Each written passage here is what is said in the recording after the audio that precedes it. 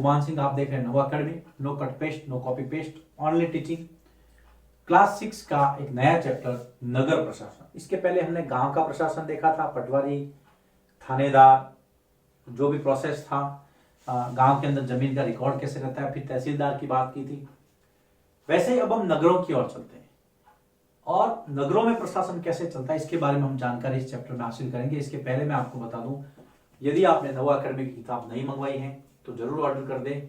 Order करने के लिए डिस्क्रिप्शन बॉक्स में एक लिंक दी है गूगल फॉर्म की, उसको भरें, डिटेल आएगी मेरे पास और मैं फिर आपसे संपर्क करूंगा, क्योंकि ये किताब आपको एग्जाम में बहुत हेल्प करने वाली है। अब हम बात करते हैं नगर प्रशासन की। तो सबसे पहले हम ये समझते हैं कि गांव नगरों से कैसे अलग थे, या जो नगर हैं वो गांवों से कैसे अलग होते हैं। नगर गांवों से अलग। अगर कोई आपको पूछे कि आप गांव में रहते हो कि हाँ सर, तो अब आप नगर का प्रशासन पढ़ रहे हो, तो आपको सबसे पहले ये देखना है कि जो नगर होते हैं वो गांवों से कैसे अलग होते हैं। कोई ज्यादा बड़ी बात नहीं है ये, लेकिन पहले थोड़ा सा हम इसकी भूमिका में चलते हैं कि नगरों के अंदर बहुत ज्यादा फैलाव होता है, ज्यादा भीड़भाड़ होती है। सबसे पहले कि नगर ज्यादा बड़ा, गांवों से अलग कैसे होते हैं कि नगर ज्यादा बड़े और फैले हुए होते हैं। गांव छोटे होते हैं, नगर बड़े होते हैं, ये आप सब लोग जानते हैं। और क्या क्या होता है कि जो नगरों की गलियां हैं वो चौड़ी होती है लेकिन भीड़ भाड़ भरी होती है। नगरों की गलियां कैसी होती है? चौड़ी तथा भीड़ भाड़, लोग बहुत ज्यादा होते हैं तो भीड़ ज्यादा होती है, भीड़ भाड़ भरी होती है। और क्या नगर में आप अलग देखते हैं गांवों से? अब आपको थोड़ा थोड़ा आइडिया लगने होगा कि नगर के बाजारों में बहुत अधिक भीड़ होती है। गांव में तो बाजार नए के बराबर होते हैं, एक दो दुकानें होती है, लेकिन बाजारों में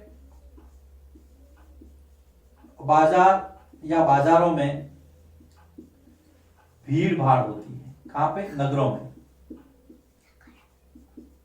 बहुत भीड़ होती है। और जो महानगर होते हैं तो वहां तो कहना ही क्या।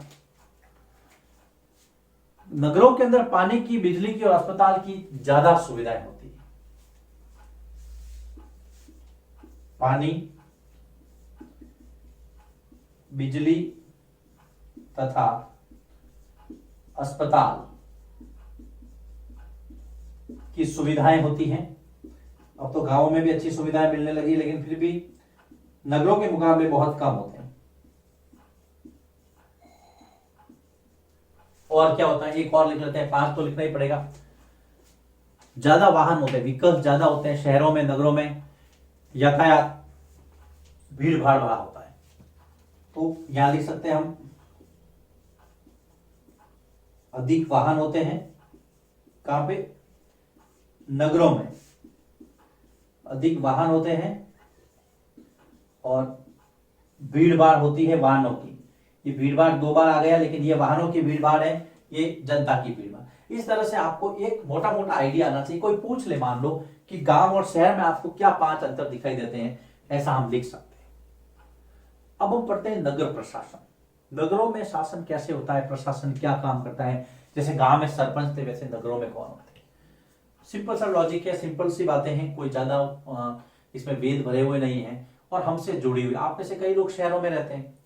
तो चैप्टर की शुरुआत 4 बच्चों से हो रही है, आपकी तरह बहुत प्यारे प्यारे बच्चे जो खेल रहे थे। नाम देखिए, माला, शंकर, ये नाम आपको याद रखने हैं, एक आध प्रश्न इस पे बन सकता है। माला, शंकर, रेहाना तथा जहांगीर, चारों बच्चे। दिन था आपका पसंदीदा इतवार, जिसको आप रविवार या संडे भी कहते हैं। समय था दोपहर और दोपहर को यहाँ पे किताब में लिखा अलसाई हुई दोपहर। अलसाई मतलब जब आपको आलस आता है, नींद आती है उसको हम कहते हैं अलसाई। आलस आता है, आलस बहुत अच्छा लगता होगा आपको, नींद आ गई, मजा आ गया, वो भी दोपहर का। लेकिन बच्चे कहाँ घर में रुकते हैं, वो बड़ों के सोने का इंतजार करते हैं, कब वो सो जाए और हम नजर चुरा के भाग जाए। यहां पर भी चारों बच्चे संडे की दोपहर को खेल रहे थे। क्या खेल रहे थे? गली क्रिकेट खेल रहे थे। गली में क्रिकेट खेल रहे थे मोहल्ले की, और क्रिकेट खेलते खेलते उन्होंने क्या किया कि ट्यूबलाइट तोड़ दी, गली की ट्यूबलाइट तोड़ दी। अब घर की ट्यूबलाइट तोड़े तो ठीक है कि भाई घर में ये किसका घर है, कि मान लीजिए कि रेहाना का घर है, कि इसकी ट्यूबलाइट तोड़ी तो इसकी मम्मी को पैसे दे दिए कि आंटी जी गलती हो गई। कैसे बच्चे जो है भाग जाते हैं तुरंत, हमने भी बहुत ट्यूबलाइट तोड़ी, भाग जाते थे। इन्होंने कहा यार अब गलती हो गई, पिछली बार किसी का कांच तोड़ा था हमने तो उनको पैसे दे दिए थे, अब पैसे किसको दें। तो सभी लोग जो है वो डर गए, बच्चे हैं, सहज भाव है, तो दौड़े दौड़े माला की मां के पास गए। माला की मां ने बच्चों को कहा कि इस बात का जवाब पैसे किसको देने हैं, ट्यूबलाइट कैसे बदलेंगे, मेरे पास नहीं है।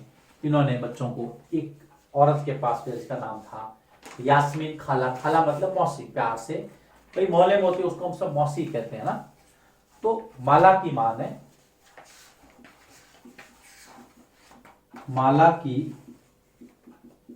ने बच्चों को कहा भेजा, बच्चों को याद रखना, यास्मीन खाला के घर भेजा। हाँ, यास्मीन खाला को सब कैसे पता था? क्योंकि यास्मीन खाला नगर निगम में काम करती थी, और जो नगर निगम से सेवानिवृत्त हुई थी, उनका रिटायरमेंट हो गया था। सेवानिवृत्त मतलब रिटायरमेंट होना, रिटायर हो जाना। आपके घर में अगर आपके दादाजी वगैरह दादी जी सेवा में होंगे तो उनका रिटायरमेंट 60 साल के बाद में या 65 साल के बाद में हुआ होगा। तो जैसे मैं अभी टीचर हूं, एक तय समय के बाद में मेरी उम्र 60 साल हो जाएगी, उसके बाद में मेरे रिटायरमेंट हो जाएगा। तो यह सेवानिवृत्ति। देखो सरकारी सेवा में एक होता है नियुक्ति, अपॉइंटमेंट, एक होता है ट्रांसफर, स्थानांतरण, एक होती है सेवानिवृत्ति, रिटायरमेंट। अपॉइंटमेंट, ट्रांसफर और रिटायरमेंट, ये सरकारी सेवा के 3 चरण हैं। प्रत्येक सरकारी कर्मचारी को इससे गुजरना पड़ता है, चाहे वो जिला कलेक्टर हो या चाहे मेरे जैसा अध्यापक, कोई भी। अब यास्मीन खाला के घर पे जाते हैं और बात शुरू करते हैं नगर प्रशासन की। थोड़ा सा बच्चों वाला जो सीन है हम रोक देते हैं, हम बात आते हैं कुछ तथ्यों पे बात करते हैं। नगर प्रशासन, जैसे गांवों में ग्राम पंचायत काम करती थी, वैसे नगरों में जो स्थानीय प्रशासन है वो नगर निगम द्वारा संचालित होता है। नगरों में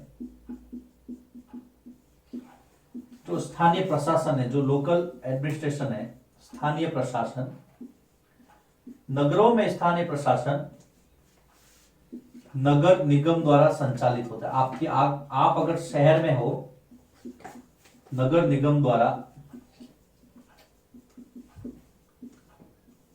संचालित होता है। अब कई बच्चे कह सकते हैं सर हम तो शहर में रहते हैं लेकिन हमारे नगर पालिका है। कोई बात, देखो इसमें के अंदर क्या है, जनसंख्या के हिसाब से कम जनसंख्या है वहां पे नगर पालिका है, थोड़ा और बड़ा है वहां पर नगर परिषद है, थोड़ा और बड़ा है वहां पे नगर निगम है, थोड़ा और बड़ा है वहां पर महानगर पालिका है। तो ये जनसंख्या के हिसाब से इसका वर्गीकरण किया गया है। हम इनको एक ही शब्द में पढ़ेंगे, नगर निगम, बस। अब जैसे आपने पंचायत, ग्राम पंचायत के बारे में जाना था, अब आपको शहरों में नगर निगम के बारे में पता करना है। भारत का जो संविधान है उसके अंदर भी इसको स्थान मिला है। मैंने बताया था आपको 12 अनुसूचियां हैं, तो जो लास्ट वाली अनुसूची है संविधान की, याद रखना आप, संविधान की कौन सी अनुसूची बेटा? 12वीं अनुसूची, वेरी वेरी इंपॉर्टेंट, याद रखना। संविधान की 12वीं अनुसूची में नगर प्रशासन या नगरीय शासन का वर्णन है। नगरीय शासन संविधान की 12वीं अनुसूची में नगरीय शासन वर्णित है और इसके अंदर इस अनुसूची में कुल 18 विषय, याद रखना। मैंने आपको जब पंचायती राज पढ़ाया था तब 11वीं अनुसूची बताई थी, 29 विषय बताए थे संविधान की 11वीं अनुसूची, लेकिन ये 12वीं अनुसूची में कब 74वें संशोधन 1992 द्वारा। 74वें संशोधन, संविधान में जब 74वां संशोधन हुआ था 1992 में, तब नगरीय शासन को संवैधानिक मान्यता या संविधान में स्थान मिला था। नगरीय शासन को संवैधानिक मान्यता मिली। ये हम तथ्यों की बात कर रहे हैं। कई बार प्रश्न पूछ लेते हैं कि अच्छा बताओ बेटा 6 में क्या पढ़ा है, कि सर हमने तो नगर का प्रशासन पढ़ा है, वेरी गुड, सब बता दिया।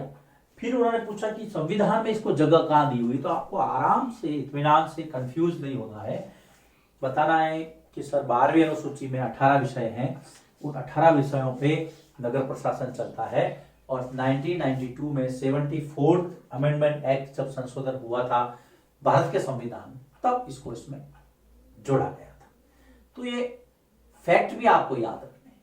देखिए सबसे पहले हमने देखा कि नगर गांवों से अलग कैसे होते हैं, मैंने 5 अंतर बताए और वो नॉर्मल है और आप सब जानते हैं, कोई बड़ी बात नहीं। उसके बाद में हमने 4 बच्चों से अपना ये चैप्टर शुरू किया जो किताब में दिया हुआ है, माला, शंकर, रेहाना और जहांगीर।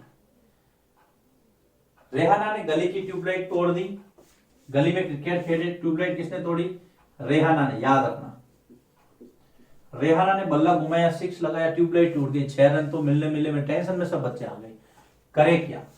इतवार का दिन था, रविवार का, क्रिकेट खेल रहे थे दोपहर में, तो माला की माँ के पास में गए बच्चे दौड़ते हुए, तो माला ने कहा कि यास्मीन खाला के पास जाओ जो नगर निगम में काम करती थी, अभी अभी सेवानिवृत्त हुई है।